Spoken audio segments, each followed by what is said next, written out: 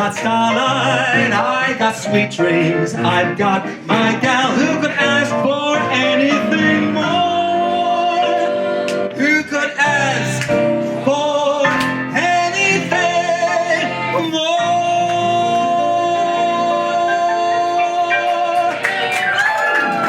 I was brought up in the Midlands, in Staffordshire, and my early theatrical experiences were at home, and a very good friend of my father's, Sylvia Thomas, was a professional dancer, an ex-professional dancer, and she had a dancing school in Stafford, which was one of the big towns very near to where I was brought up.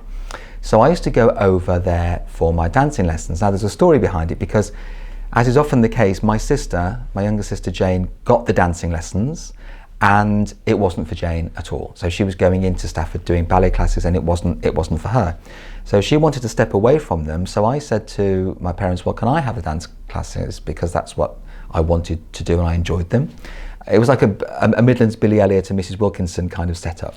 But she worked me hard, and we got to a point where we were talking about colleges, and she had a girl at London Studio Centre in Tavistock Place, as it was then. And I got the prospectus, and I thought, this college is for me.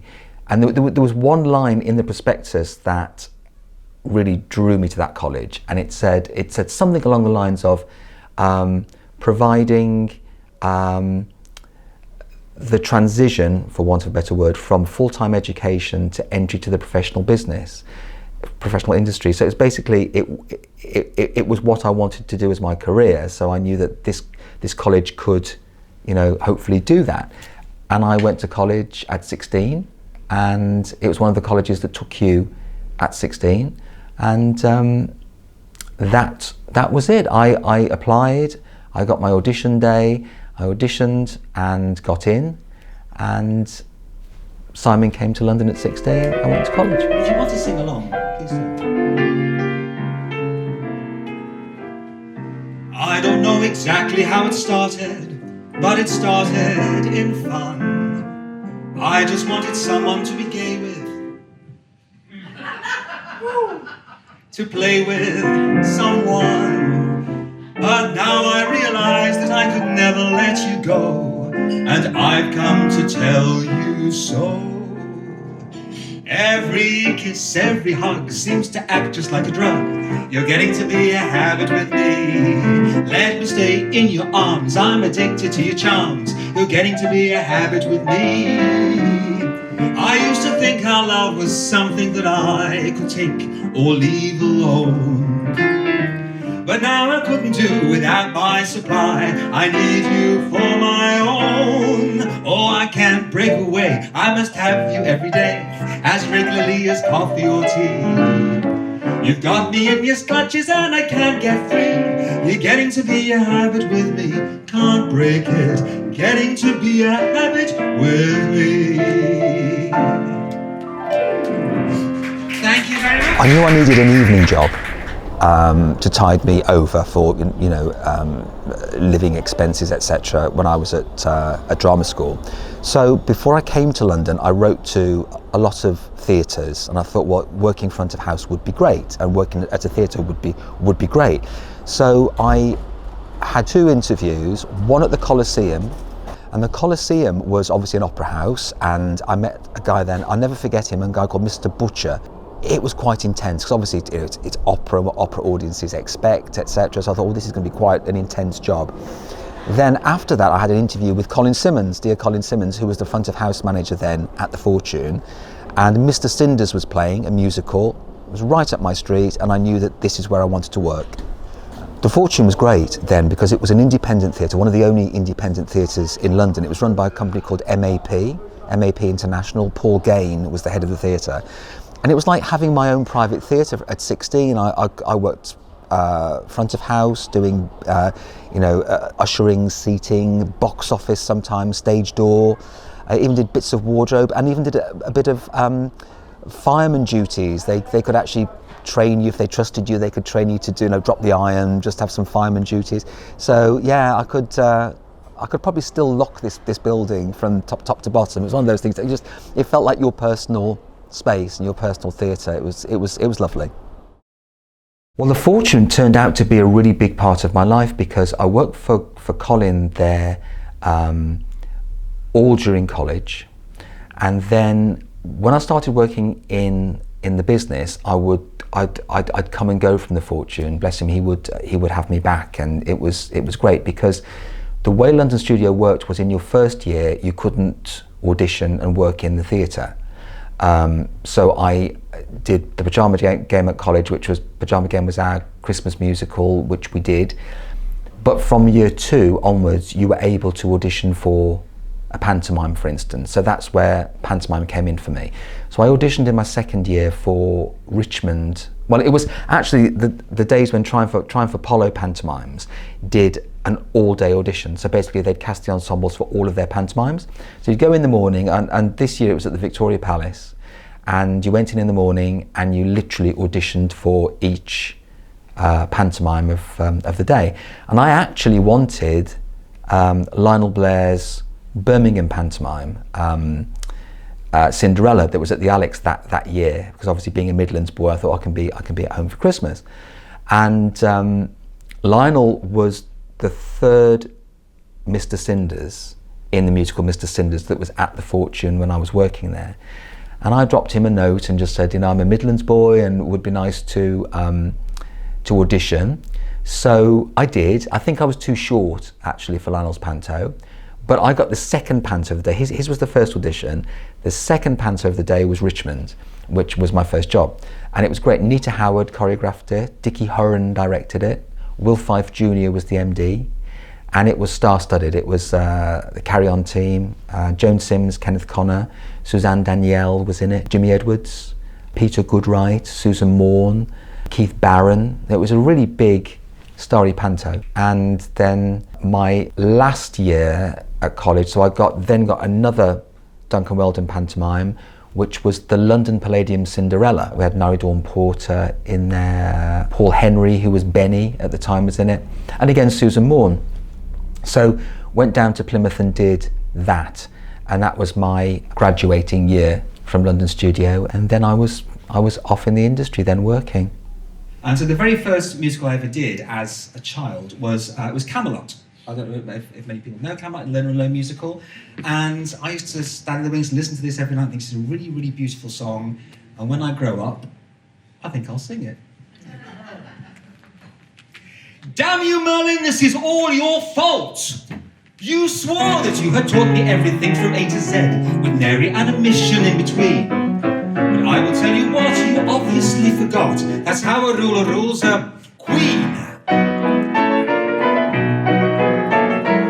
And what of teaching me by turning me to animal and bird, from beaver to the smallest bubbling? I should have had a whirl and changing to a girl, to learn the way the creatures think. So anyway, I was down in Plymouth having a wonderful time, and I said to the boys in the dressing room, I said, I really need to find an agent. I need to get this sorted. So my dear friend David Court, who was in the ensemble with me, said, you must meet Barry Stacey.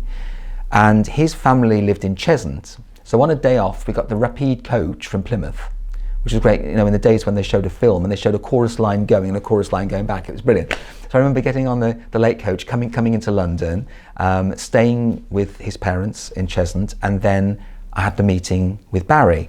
So I remember meeting Barry at Cafe Munchen. Used to have lunch. It was just off Denmark Street, and met this firecracker of a man. And I thought, oh, I like you. This, and that was it. So he was my first agent and a huge part of my life from that day onwards. How to handle a woman? There's a way, said a wise old man, a way known by every woman since that whole rigmarole began. Do I flatter her? I begged him answer. Do I threaten or cajole or plead? Do I brood or play the gay romancer? Said he smiling, no indeed. Barry got me a summer season in Jersey. So the summer of 1987, Barry got me Swanson's in Jersey, Les Folies de Paris, French revue show, which was 7 months' work. It was great.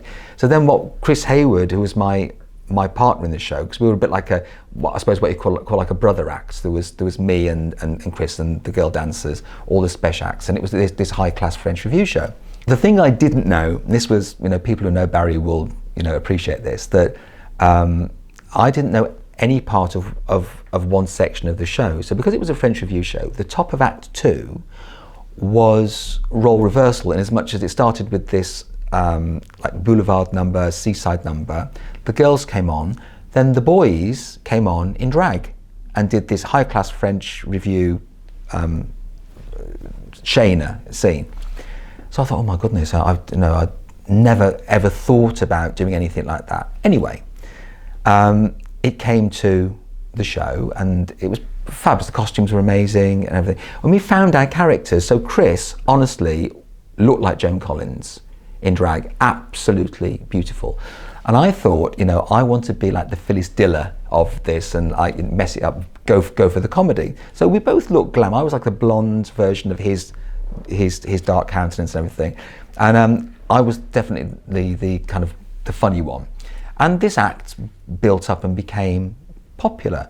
And because it was a floor show, it didn't start until 9:15 at night. So invariably, as all the other pros at the theatres and everything were finishing their shows, they'd come down to Swanson's and sit on the balcony and watch our act.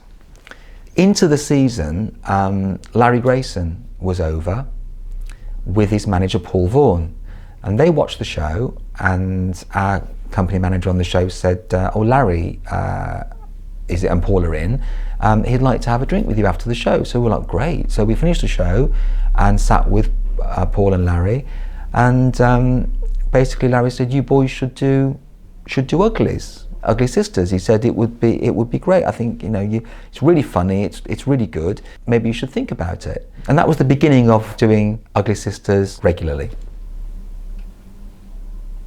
Paul Vaughan was based in Birmingham in the Alpha Tower, which was directly opposite Central Studios. And I worked for Central TV quite a lot, because I was obviously being a local boy, and then full equity, which was, you couldn't work in telly without your full equity. So I used to do all manner of work for Central TV. And there was a lovely casting director there called Barbara Plant, who I wrote to, and then she would then throw lots of work my way, Crossroads and Boone and all manner of things that were going on. And one day I thought, oh, I'll go and see Paul just to follow up on that initial meet. And on a break I went over to Alpha Tower, it's a big tower literally opposite Central TV, went in and met him, and it was lovely to see him again. And he said, well, Larry will be delighted. He said that Larry Grayson, he said, because that you did it because he thought you boys had something, and that was me off doing Uglies.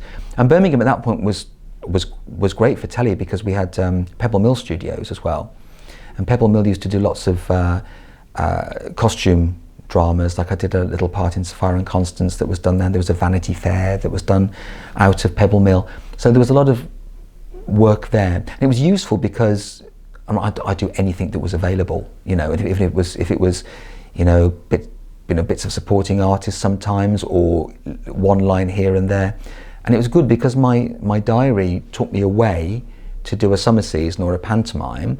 I'd got these defined windows of when I was available, and Barbara would keep me in work in between theatre seasons, because you hadn't been on camera for a few months, and it was good. So you had these natural gaps. So when I was back, she was able to give me work, which was great.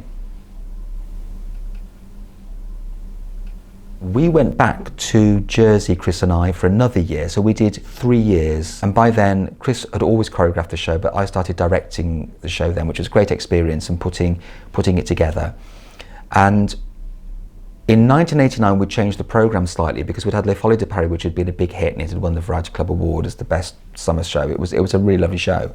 But we did a Monday, Tuesday, Wednesday, Thursday, Friday, Saturday split season in 89. So we did London by Night, that was a new London review show, Monday, Tuesday, Wednesday, and then the end of the week we had Les Folies de Paris, which was great. So we kind of broke things up a little bit. And then with Jersey being an island, and it was 8 miles by 15, and I had a great time there, I decided I wanted to have a year off then, and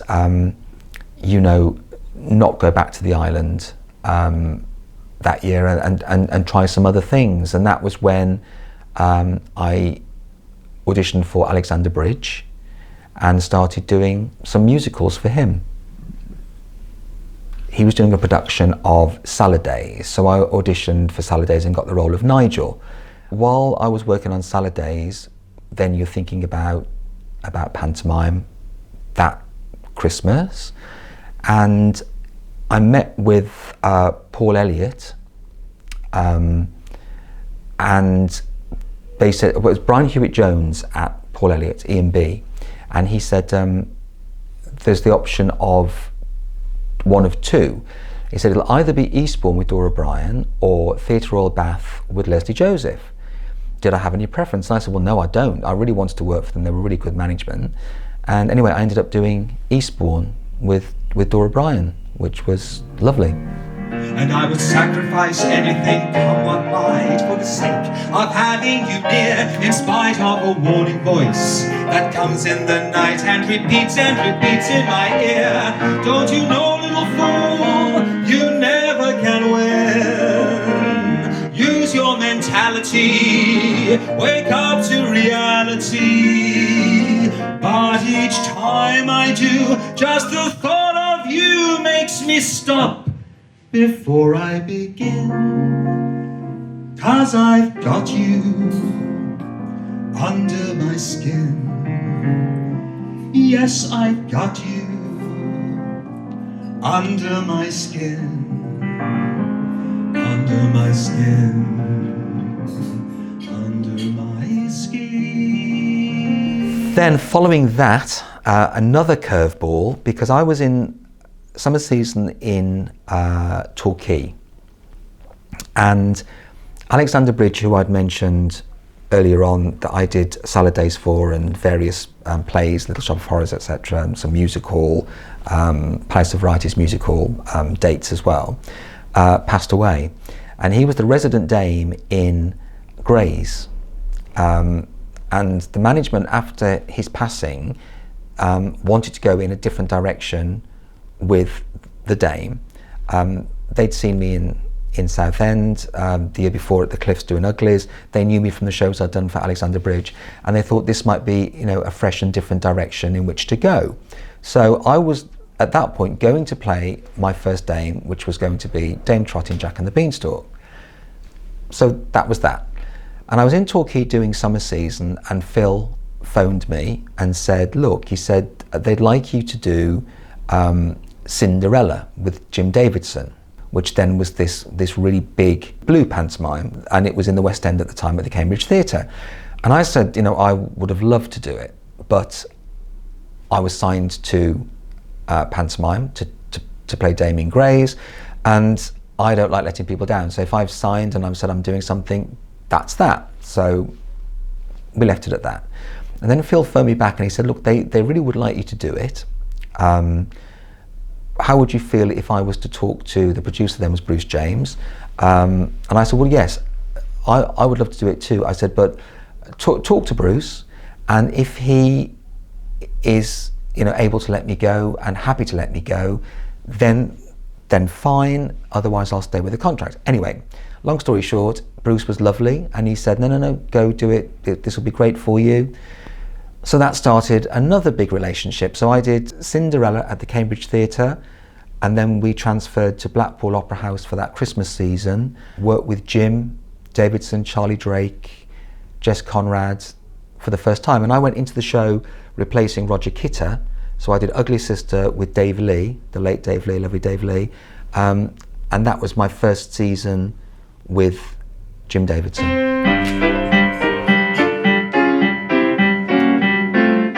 I've wined and dined on mulligan stew and never wished for turkey. I've hitched and hiked and grifted too, from Maine to Albuquerque. Alas, I missed the Bozog's ball, and what is twice as sad, I was never at a party where they honored Noel Card. Those social circles spin too fast for me. My old Bohemia is the place to be. I get too hungry for dinner at 8. Hate the theatre and never come late. She'll never bother with people that she hates. That's why the lady is a tramp.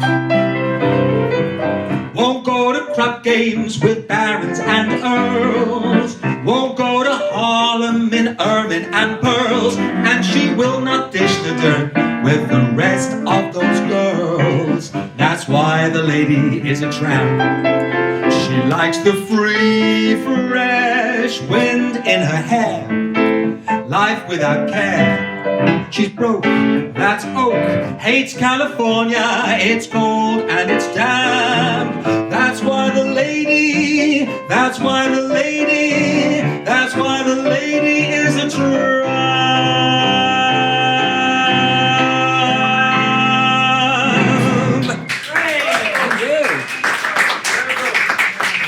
So then we finished Cinderella, and I went off and did a couple of other pantomimes. I did one for Paul Elliott in Llandudno with Roswell and Emu, Stu Francis. I then did another pantomime for Albemarle, and then I was on tour with Me and My Girl. It had gotten quite late in the year by this point. We were at Theatre Royal Lincoln, and I was thinking, I don't know whether there's going to be a pantomime. Anyway, my company manager said that Phil Johnson had phoned and wanted to chat to me. He said, take the call in the company office. So I did. And it turned out that Jim Davidson was setting up his own company, Effective Pantomimes. Then the following year, Jim put us into Manchester Palace, which was amazing. And at that point, Darren Day was our prince, and Darren was then one of the biggest things because he was in Summer Holiday, and he was doing You Bet on TV, and he was huge. And a young Isla Fisher, before becoming a big movie star, she was in Home and Away. Because I worked for Jim for about 9 years in all, following Cinderella, and we did all manner of pantomimes, Sunderland Empire and Croydon a couple of times, Dartford a couple of times, Tunbridge Wells. We went all over the place with that Cinderella, and it was great. So I did Uglies then for quite a long period for Jim Davidson. Jim stopped producing pantomimes, and he I think I'm right in saying that he sold Effective to Kudos. So I did a couple of pantomimes that were under Kudos, so they were billed as like a Kudos Jim Davidson pantomime. Then Duo Pantomimes was born. So Barry Stead went into partnership with lovely Richard Cadell, who owned Sooty. So Richard and Barry came together and formed Duo Pantomimes. And what was lovely was Richard had gone to Basil Critchley and said, I'd like to license, your Albemarle Cinderella tracks, etc. And Basil, being the beautiful man that he is, just said, "Oh, who's in the shows?" And said, "Oh, Si," and I said, "Oh, great." So Basil gave Richard carte blanche, the use of these beautiful arrangements, and so this new Cinderella was born. Alongside, they did other pantomimes, but I was with the Cinderella, which was magical. And we then started doing. I did several for them. I directed a Cinderella for them with Duncan Norvell in Skegness, and I did Ipswich Regent for them with Letitia Dean. I did Croydon twice, the lovely Dunstable Grove Theatre in Dunstable. I did Cinderella there, and then went back to Croydon with, without doubt, my favourite partner as Uglies. I was teamed up with a lovely character actor called Malcolm Lord, who was a wonderful dame, wonderful human being, and we had a couple of years together playing Uglies, which was fantastic. Yeah, he was a lovely partner. Pardon me, miss, but I've never done this with a real live gush. straight off the farm with an actual armful of real live girl. Pardon me if your affectionate squeeze fogs up my goggles and buckles my knees. I'm all in stitches from finding what riches walls can reveal from a real live girl. I've seen photographs and facsimiles that will set my heart off in a whirl, 'cause nothing can beat getting swept off your feet by a real live girl. Dreams in your bunk can't compare with a hunk of a real live girl. Pardon me if your affectionate squeeze fogs up my goggles and buckles my knees. I'm all in stitches from finding what riches or walls can reveal from a real live girl. Saying about forces in your life and favourite times in the business, a man that I adored and missed terribly was Danny LaRue. And Danny and I, we had a circle together in as much as I first went on stage with him at the Palladium when I was a kid in the song sheet, and my sister Jane and I went on the stage, and I'll never forget it. We were given these wooden fans with the words "To Mother Kelly's Doorstep" on it, and we sang Mother Kelly's Doorstep with Dan, all the kids. And then we were given a box of weekend chocolates with chopsticks sellotaped to them, and that was it. Well, I was like, oh, my Danny's given me these, so I didn't want to eat them.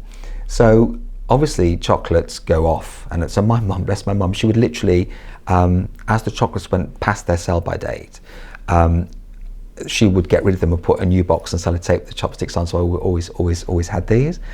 And then I worked with Danny a lot because I was a dancer with him on some shows, and then we did pantomime. My last pantomime my last but one pantomime in Croydon, because I did Croydon Ashcroft Theatre three times in Cinderella. But the middle season was with Danny, and it was lovely because I got the chance to understudy Danny, and what I didn't know was it was going to be Danny's last pantomime, so that would make me the last man to have understudied Danny in pantomime, which was, something you don't realise at the time, but now it meant a great deal. And it was lovely because I was able to relay that story to Dan about, oh my goodness, we've gone this full circle. He loved the fact that I went on the stage as a kid, and and then obviously I danced with him and done all of that, and then doing pantomime. It was lovely, but we sadly lost him about a year after that pantomime. But he was a wonderful man. But I just feel blessed to have had the opportunity to do some great work, but also to meet some great people along the way that became big forces in my life as well, and also great friends. I had the pleasure of working with Danny LaRue a lot over the years, and also did Danny LaRue's last pantomime with him in Croydon. I was last man to understudy Danny as well in that panto, which was fun. But this song was written for Danny for a TV special that he did in Jersey back in 1987, something like that. And Dan gave me a copy of it, and it's a lot of fun. And so I'm sharing it with you today because I think it's a fun little song. Here we go. I'm the girl with a little bit extra, the girl with a little bit more. I've got a little bit here, a little bit there, and an extra special little bit, but I'm not saying well. The boys think I'm a mystery with very naughty eyes. I never tell them all the truth, but I don't tell them lies. And if they try to find out, well, they get a big surprise. 'Cause I'm the girl with the little bit extra. I'm the girl with the little bit extra, the girl with a little bit more. I've got big red lips, I've got big blue eyes, and a bit that's fond of popping up and shouting out, surprise! Life is good, it can't be bad, it really must be right. Life is for the living, and tonight I fly my kite. But don't come out and ask me, I'm not showing you tonight, 'cause I'm the girl with the little bit extra. I'm the girl with the little bit more. How's that?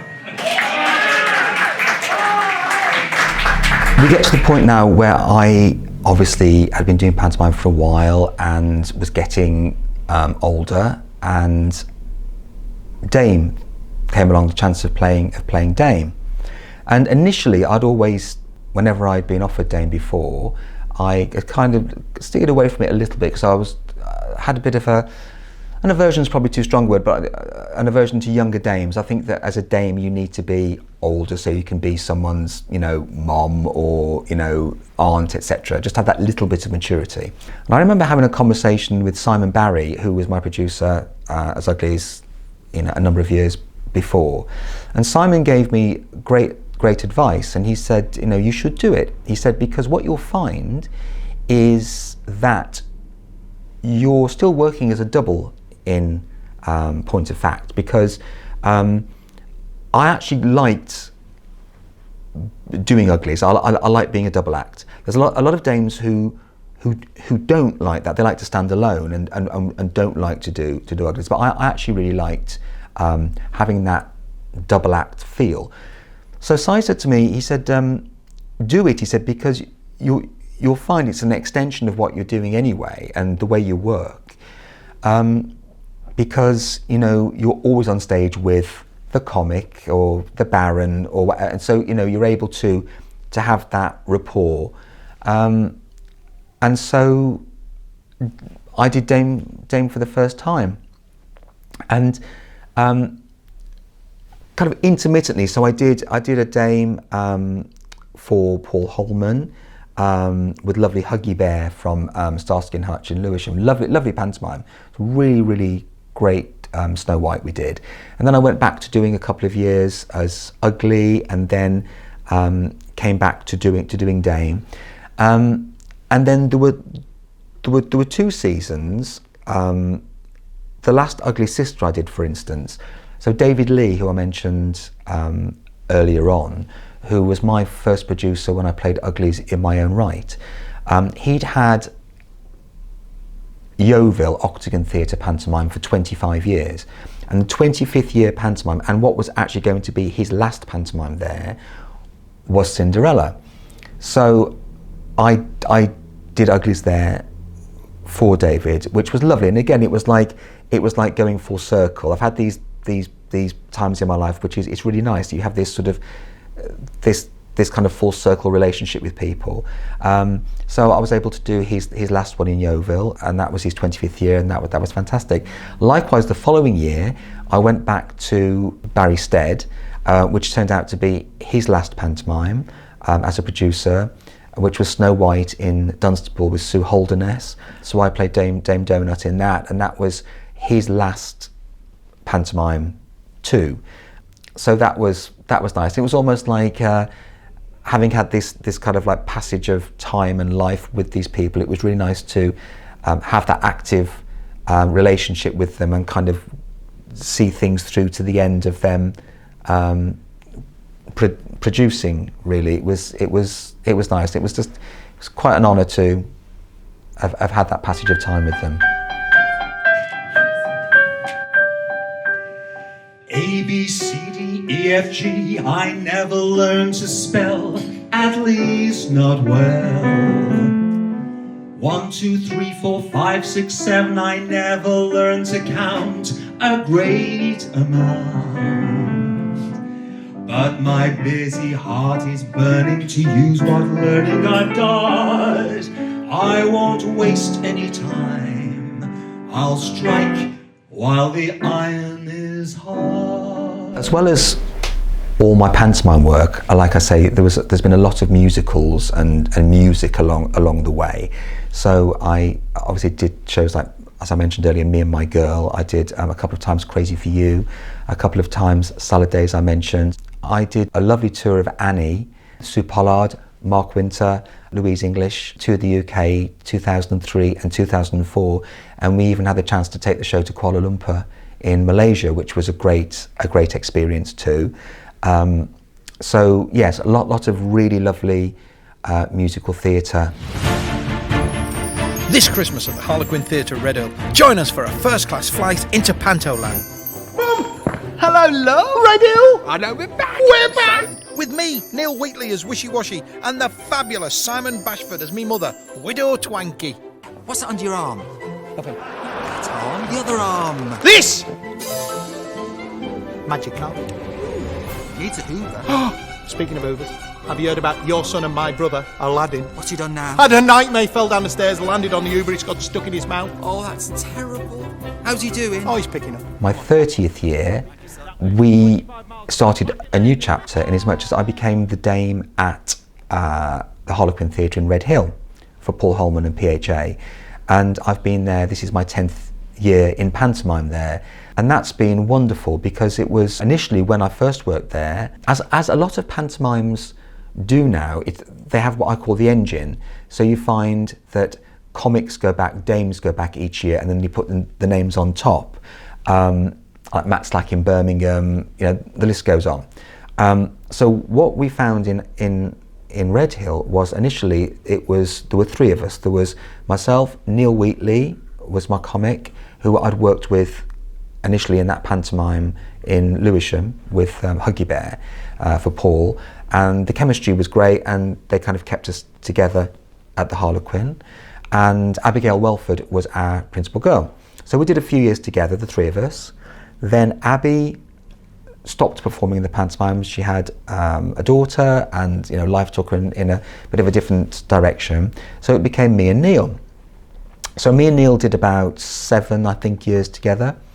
And then now it's the last 2-3 years has been me as Dame there, and I love it. I love that I'd never done a residency before. I love that bringing something new to the table each year, getting new costumes, doing new routines. It's great, and there's nothing nicer than actually walking out and them being your audience. They know you.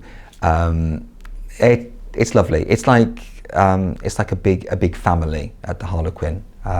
So that's been a lovely 10 years. So it's all these kind of like landmarks this year. So 40th year in the industry, 10th year at Red Hill, which has been great. It only takes a moment for your eyes to meet, and then your heart knows in a moment you will never be alone again. I held her for an instant, and my arms felt safe and strong.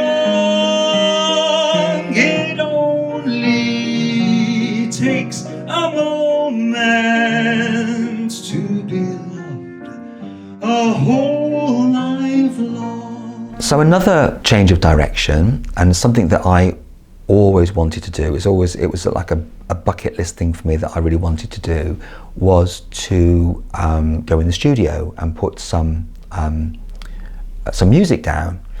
And I think that came from, initially it came from the fact that I'd never been on a cast recording. I really wanted to be on a cast recording of a show, and I always joined shows when that had, like down the line, that had gone. I never had the chance to do that. There were a couple of, we used to have recordings of the Jersey shows years ago, but it wasn't like being on a touring, musical cast recording. Anyway, that was that. But just before my dad died, my dad and I were working together and doing some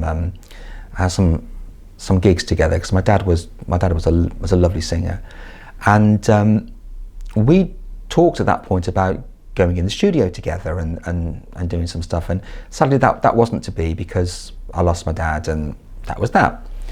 So further down the line, a dear friend of mine, Ben West, said to me, stop talking about it. For your birthday, I'm going to pay for some studio time, get yourself in the studio, and let's get this done.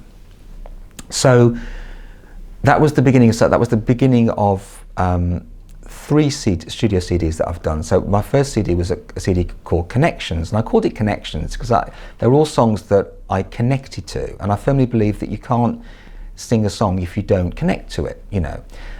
It also came from a love of jazz and easy listening, and I love how you're able to pull a song around. But of course, when you're in a musical, it's sacrilege. You couldn't possibly pull, you know, a song around in a musical because you're score bound and the MD would, you know, thrash you. So then it was a lovely experience. I thought, well, let's just go for this, see how it goes. And I adored it, and it went extremely well for me. And then that led to me doing Tomorrow, my second CD, and then Believe in Christmas, which was a Christmas CD. And that was great. So that now is a huge part of my life that I now love. Gigging, I love my jazz, I love my concerts, and anytime I can be in a studio, it's a happy place. I like it a great deal. The next few songs are from musicals that I saw when I moved to London in the 80s. They were on, and I saw them and I loved them, and I remembered these songs, and obviously, you know, I've sung them since. So this was a lovely Marvin Hamlish musical, Carol Bayer Sager musical. It was really their story, their life story, booked by Neil Simon. They're playing our song, ran at the Shaftesbury Theatre, and this was probably the biggest hit song from the show, I Still Believe in Love. And I do. Yeah.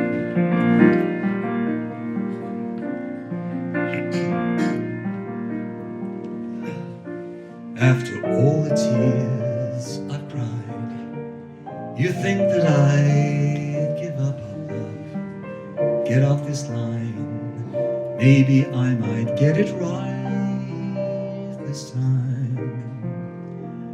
I was there as passion turned to pain, as sunshine turned to rainy days, yet here I am, ready to begin once again. All my life I've been a dreamer. Bucket list. I want to keep working. Please keep booking me. Genuinely, I've done everything I ever wanted to do. I'm a really content soul, and I think that comes from I'm just this Midlands boy that wanted to do it. I wanted to work in the industry. I was never bothered about 50 minutes of fame or being a name. I had the bug. I knew I wanted to work in the industry. So for me, I've had this 40 years of doing nice work and being very, very, very fulfilled.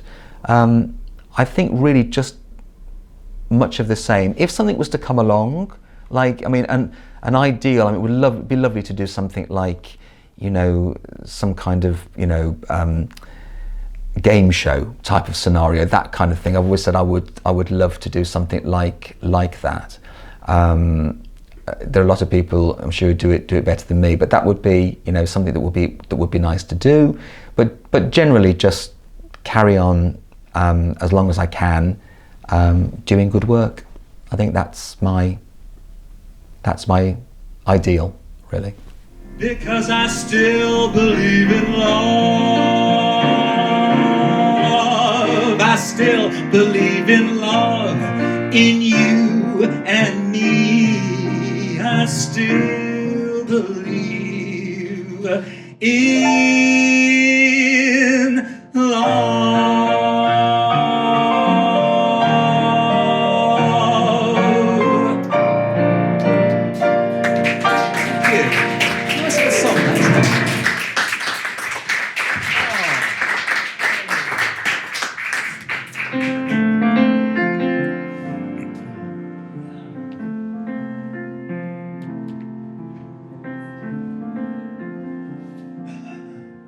The sun will come out tomorrow. Bet your bottom dollar that tomorrow there'll be sun.